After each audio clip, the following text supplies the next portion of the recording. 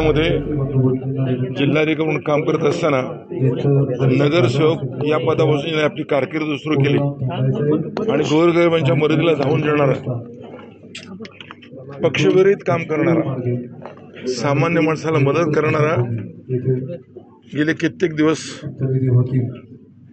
काही कारणानं अंथरुणावर पूर्ण असताना माझा मित्र काल मला एका लोकसभेला शिपाईने विचारलं, गिरीश जी कैसे है भैया, आप मिले क्या उनको? कारण गिरीश हे पुण्याहून मिठाई घेऊन जायचे, बाकरवडी घेऊन जायचे आणि लोकसभेला शिपाईनं वाटायचे. मी त्यांच्यावर असायचो. त्यामुळे सामान्य माणसाला त्यांच्याविषयी असणारी प्रीती आज त्यांचं अंतर्दर्शन घेताना डोळ्यातून उघळते.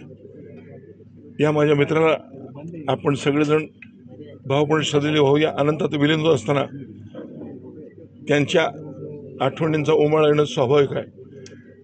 खऱ्या अर्थानं अगदी तरुणपणापासून ते आता किती वेळा आमदार, किती वेळा खासदार, किती वेळा मंत्री सांगता येत नाही, पण सामान्य माणसाची संगत धरणारा, गोरगरिबाच्या खांद्यावर हात ठेवणारा आणि सकाळपासून संध्याकाळपर्यंत मदतीचा ओघ ज्यांच्यापासून वाहत होता, असा माझा असा मित्र गेला.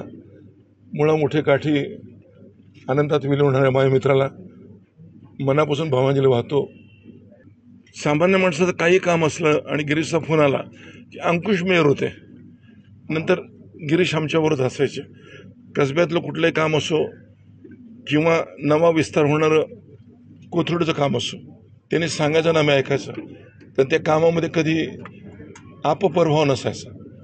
आणि त्यामुळं त्यानंतर निवडणूक अधिकारी म्हणून मी बऱ्याच वेळा काम केलं, पण त्यांच्या अगोदरचे अण्णा जोशी होत्या किंवा त्याच्या अगोदर ते अरविंद लीला असू द्या किंवा इतर पक्षाचे खासदाराचे आमदार, यांना निवडण्याचं काम मी करत असेल.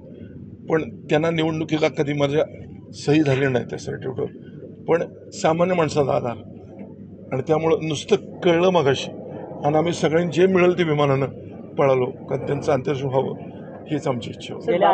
लढवय्ये नेते म्हटले जातो, कारण कसबा विधानसभेत आता बघितलं आपण व्हीलचेअरवर ते आले होते कार्यकर्त्यांना संबोधित करण्यासाठी. ते काय मी बोलत नाही. लढवय्ये नेते म्हणून त्यांना माझी भावांजली. अनेक दिवसांपासून बापटसाहेब आजारी होते. या दरम्यान काही बोलणं भेट झाले होते का? किंवा नाही, त्यांच्या मुलाला मी चौकशी करतो कशी.